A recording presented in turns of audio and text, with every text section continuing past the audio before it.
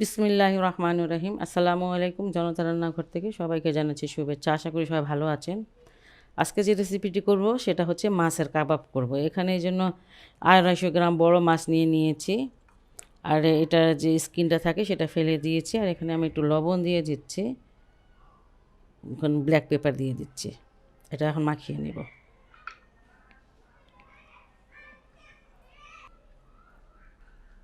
এটা মাখা হয়ে গেছে।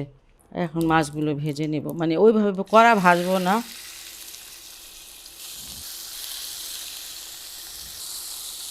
মাছটা আমার ভাজা হয়ে গেছে। আপনি বুঝবেন যখন এই যে মাছটা এভাবে একটু চাপ দিবেন তখন দেখবেন মাছটা গলে মানে গলে যাচ্ছে, তখনই বুঝবেন যে মাছটা ভাজা হয়ে গেছে। অত কড়া ভাজা লাগবে না। যাই হোক, এটা এখন আমি নামিয়ে নিচ্ছি। কাবাবগুলো বানাতে চলে আসলাম। ফার্স্টে ম্যাশ করে নেব। এখানে আমি 2টা আলু নিয়ে নিয়েছি। এটা সেদ্ধ আলু। সেদ্ধ আলুটা এখানে আছে 150 গ্রাম। আর এই যে একটা ফোক দিয়ে আপনি মাছটা একদম মিহি করা দরকার নাই, আলুটাকে মিহি করা দরকার নাই, তাহলে টেস্টটা ভালো আসে। ম্যাশ করে নিয়েছি, এর থেকে আর বেশি করব না। 1 টেবিল চামচ পেঁয়াজ কুচি দিয়ে দিচ্ছি। পেঁয়াজটা ভালো করে কুচি করে নিয়েছি। আর ঝালটা নিজের মতন করে দেবেন। এখানে 5টা কাঁচামরিচ আছে, লাল আর সবুজ মিলে। এখানে 2 কোয়া 4 চামচ 1 চামচ হবে এটা রসুন কুচি নিয়েছি। আদা কুচিটাও সেম 1 চামচ হবে, খুব কুচি করে যেভাবে নিয়েছি। আর 1 চামচ পুদিনা পাতা। একটু লবণ দিয়ে দেই। আর এখানে ধনিয়ার গুঁড়া, জিরার গুঁড়া আর গরম মশলা গুঁড়া সবগুলো কোয়ার্টার চামচ নিয়েছি। এখানে একটুখানি মরিচের গুঁড়া নিয়েছি, আধা চামচ থেকে কম হবে, কোয়ার্টার চামচের মতন হবে। সব কিছু একসাথে মেখে নিচ্ছি।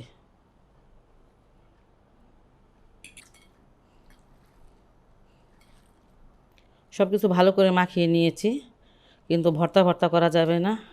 যে মাখানো হয়ে গেছে। আর যে কোনো একটা মেজারমেন্ট কাপ বা কোনো কিছু আপনার যা পছন্দ সেটা নিয়ে নিলে তাহলে হয় কি এক সমান হয়, দেখতে ভালো লাগে। খেতে একই রকম লাগে, দেখতে ভালো লাগে। যাই হোক, দিয়ে যে হাতের যেটা যেহেতু চাপ দিয়ে তারপরে এই যে এমন হবে। কোট করে নিচ্ছি আমি। ফার্স্টে একটু ময়দা দিয়ে দিব, ময়দাতে একটু কোট করে নেব। এখানে ডিমে দিয়ে দিব।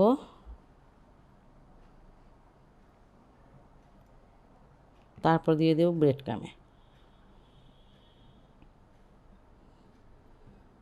এই তো কোট করে নিয়েছি।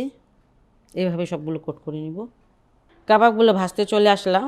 শ্যালো ফ্রাই করব। কিছুটা তেল দিয়েছি। একটা সাইড আমি 2 মিনিট ভেজে নিয়েছি, আর এখন এটা উল্টিয়ে দিব, দেখি কেমন হয়েছে। মাশাআল্লাহ।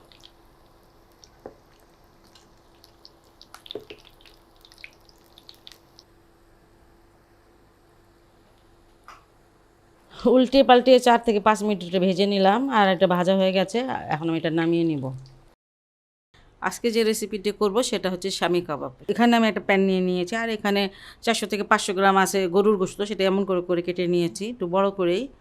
সেটা দিয়ে দিচ্ছি, ভালো করে ধুয়ে নিয়েছি। 50 গ্রাম আছে বুটের ডাল। এটা মানে সঠিক মেজারমেন্ট হচ্ছে 1 কেজি গোশতে 200 গ্রাম লাগে ওই যে বুটের ডালটা। এখানে আস্ত ধনিয়ার মানে আছে 1 চামচ, যে জিরাটা আছে 1 চামচ। এখানে একটা রসুন, 1.5 ইঞ্চি একটা আদা কেটে নিয়েছি, 2টা দারুচিনি, 4টা এলাচ দানা, ছোট্ট একটা তেজপাতা, আর 5টা হচ্ছে শুকনো মরিচ। লবণ দিয়ে দিচ্ছি স্বাদ মতন। 500 গ্রাম পানি দিয়ে দিলাম। 500 গ্রাম পানিতে এটা সিদ্ধ হবে না। যাই হোক, পরে আমি আবার পানি দিব। আর এটা আমি ঢেকে এখন যতক্ষণ পর্যন্ত না সিদ্ধ হয় অতক্ষণ চুলায় রাখবো। ফার্স্ট একটু জোরে দিব জাল, পরে আস্তে দিব।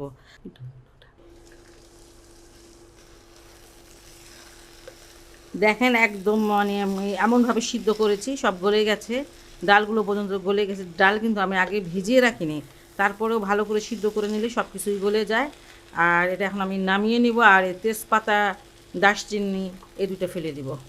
দেখেন একদম নরম হয়ে গেছে। আর এটা একটু ঠান্ডা করে তারপর ব্লেন্ড করবেন সবসময়। আর যারা পাটাপুতায় বাটেন তারা মানে পাটাপুতায় বেটে নিতে পারেন, সেটাও খুব ভালো হয়। কিমার মাংসটাকে আমি বেটে নিয়েছি, বেটে নিয়ে ব্লেন্ড করে নিয়েছি, আর এমন হয়েছে। আপনারা খুব মিহি করে করতে পারেন, আমার অত মিহি ভালো লাগে না। যাই হোক, আর এখানে আমি পেঁয়াজ নিয়ে নিয়েছি আধা কাপ, এটাকে আমি একটু সটে করে নিয়েছি। তাতে হয় কি, এই যে এভাবে তেল সামান্য এক ফোঁটা দিলে দিবেন, না দিলে না দিবেন, এইভাবে একটু ভেজে নিলে হয় কি, এই যে কাবাবগুলো অনেকক্ষণ ভালো থাকে। না হলে কাঁচা পেঁয়াজটা দিলে গন্ধ হয়ে যায়, এই জন্য এটা দেওয়া। আর এটা একটা ভাজা ঘ্রাণ ভালোই লাগে খেতে। এখানে 5টা কাঁচা মরিচ দিয়ে দিয়েছে, আর কিছুটা পুদিনা পাতা দিলাম। কাবাবে তো অবশ্যই পুদিনা পাতা দেওয়া লাগে, আর কেউ যদি পুদিনা পাতার ফ্লেভারটা পছন্দ না করেন তাহলে ধনিয়া পাতা দিয়েন, তবে পুদিনা পাতাটাই যায় সে কাবাবে সবসময়। আর এখানে আমি গরম মশলার গুঁড়া নিয়ে নিয়েছি 1 চামচের মতন, সেটা দিয়ে দিচ্ছি। আর এখানে একটা ডিম নিয়ে নিয়েছি, সেটা দিয়ে দিলাম। সব কিছু একসাথে মেখে নেব। এটা কিন্তু বেশ শুকনা শুকনা। এখানে আরেকটা ডিম লাগবে। এখানে যে আরেকটা ডিম নিয়ে নিয়েছি আমি, সেটা দিয়ে দিচ্ছি।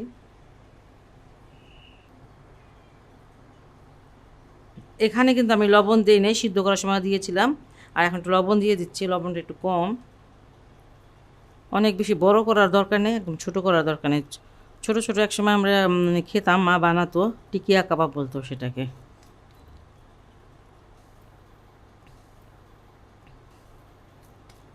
কাবাবগুলো ভাজতে চলে আসলাম, কিছুটা তেল দিয়েছি।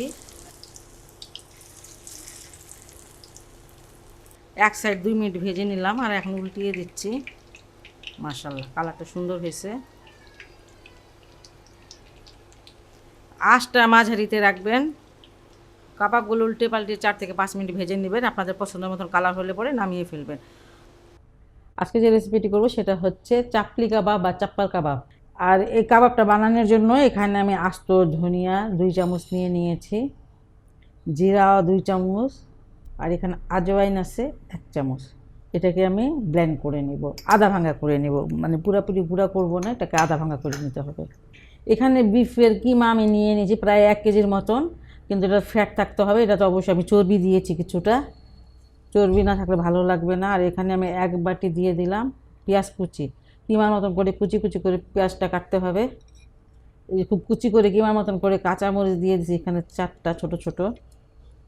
টমেটোটাও একই অবস্থা, বিচি ছাড়া আমি এখানে 2টা টমেটো দিয়েছি। টমেটোগুলো অত বড় ছিল না। ধনিয়া পাতা দিয়ে দিলাম 1 মুঠ, চিলি ফ্লেক্স এটা 2 চামচ দিয়ে দিলাম, আদা রসুনের পেস্ট এখানে প্রায় 4 চামচের 2 চামচ, ব্ল্যাক পেপার 4 চামচের 1 চামচ, শাহি গরম মশলাটা 1.5 চামচ দিলাম, লবণটা স্বাদ মতন দিয়ে দিব। আর যে মশলাটা গুঁড়া করলাম, এই যে এটা কিন্তু আধা ভাঙা হবে, ক্রাশ করা হবে, একদম মিহি হবে না। সব কিছু একসাথে মেখে নেব, ভালো করে মেখে নিয়েছি। আর এখানে আমি দিয়ে দিচ্ছি ময়দা 2 টেবিল চামচ হবে, সেটা দিলাম। এটা দিয়ে একটু মাখিয়ে নেই। আচ্ছা, আপনারা এটা বিফ দিয়ে করতে পারেন, মাটন দিয়ে করতে পারেন। একটা ডিম দিয়ে দিচ্ছি, যদি প্রয়োজন হয় আর একটা দিতে হবে।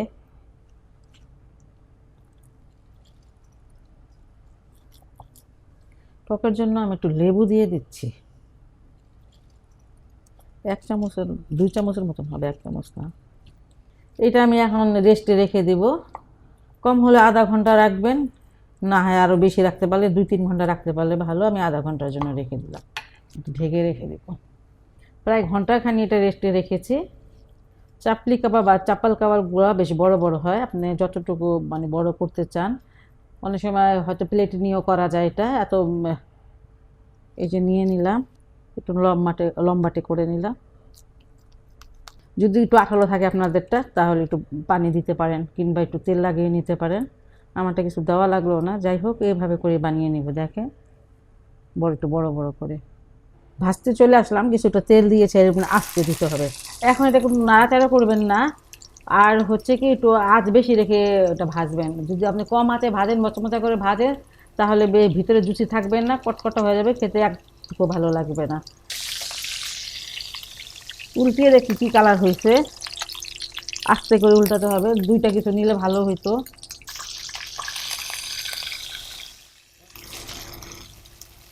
উল্টে পাল্টে দুই দিকে 12 থেকে 13 মিনিট ভেজে নিলাম, আর এখন এটা হয়ে গেছে, এটা নামিয়ে নিব।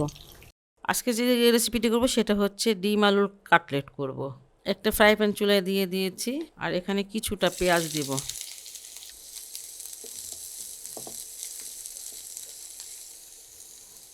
দুটা কাঁচামরিচ দিয়ে দিলাম। এখানে আদা রসুনের পেস্ট দিয়ে দিলাম 1 চামচ, 4 চামচের 1 চামচ। আদা রসুনের পেস্ট আর পেঁয়াজটাকে অল্প একটু ভেজে নিলাম। আর এখানে কিছুটা মশলা দিলাম, হলুদের গুঁড়া একদম 1 চুটকি, মরিচের গুঁড়া 1 চামচ, আর ধনিয়ার গুঁড়া হচ্ছে 1/4 চামচ, জিরার গুঁড়া 1/4 চামচ। একটু পানি দিয়ে দিলাম।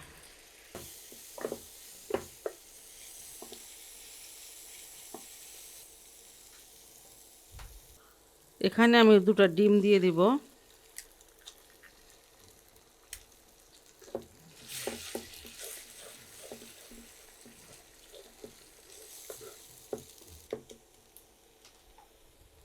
স্বাদ মতন লবণটা দিয়ে দিলাম।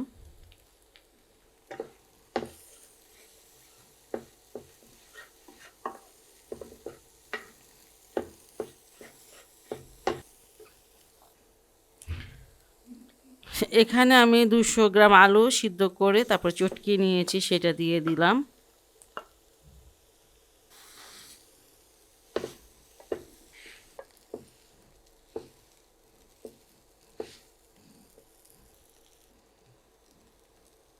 এখানে আধা চামচের মতন দিয়ে দিলাম গরম মশলার গুঁড়াটা, এটা অবশ্যই দিবেন, এটাতে দিলে একদম টেস্ট অন্যরকম হয়ে যাবে। আধা চামচ সয়া সসটা দিলাম।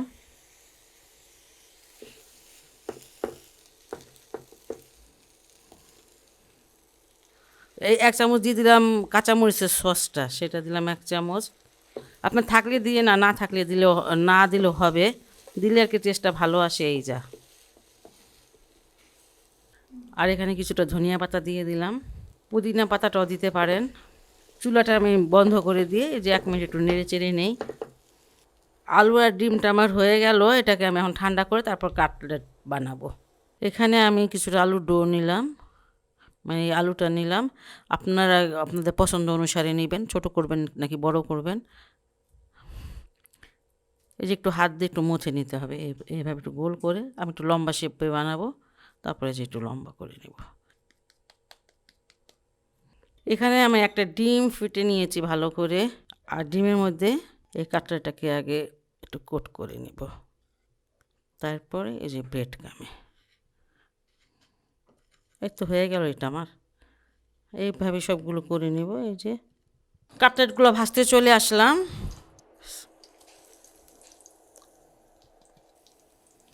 এক সাইডে 3-4 মিনিট ভেজে নিলাম, এখন উল্টিয়ে দিচ্ছি। দেখেন মাশাআল্লাহ, কালারটা অনেক সুন্দর হয়েছে। আঁচটা মিডিয়াম রাখবেন, আর তেল অনেক গরম করে দিবেন না, ব্রেড কাম তো তাড়াতাড়ি পুড়ে যায়। খুবই সহজ এবং খুবই টেস্টি একটা রেসিপি, এটা আপনার বাসায় অবশ্যই অবশ্যই ট্রাই করতে পারেন। আর যদি ভালো লাগে আমার এই রেসিপিটি, তাহলে অবশ্যই আমার চ্যানেলকে লাইক কমেন্ট সাবস্ক্রাইব করবেন। সবাই ভালো থাকুন, সুস্থ থাকুন, নিরাপদে থাকুন, এই দোয়া করি। আল্লাহ হাফেজ।